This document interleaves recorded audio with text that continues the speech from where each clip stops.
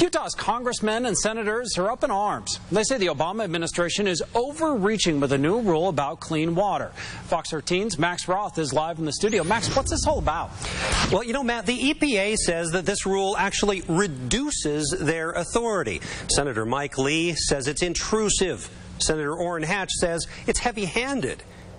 At a time when Americans across the country are struggling to regain their footing and make ends meet, the federal government should be facilitating job creation and economic expansion, not stifling these efforts. The choice between jobs and the environment does not have to be a zero-sum game.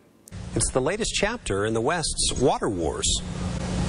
We come up and we pull out the brush and make it so that the water can flow freely down through the ditch. Leland Hogan takes care of his land, including the ditch that runs through it. He thinks the EPA's new rule will make life much harder. It has water in it maybe once every 7 to 10 years. But under the rules of the new rules of EPA, this ditch would be regulated.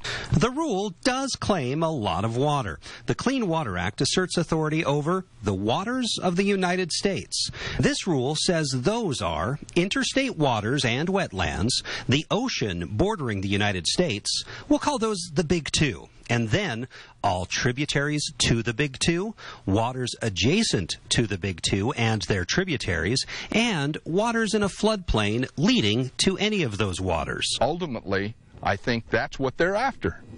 I think they want control over as much of the property as they can possibly get. And water is how you control the West. Funny thing about this rule, because there is so much emphasis in it on interstate waterways and their tributaries, the Wasatch Front and much of northwestern Utah may be less impacted than other parts of the country. All of our water flows to the Great Salt Lake, except for the Bear River. None of it crosses state lines, except in the form of clouds, Matt.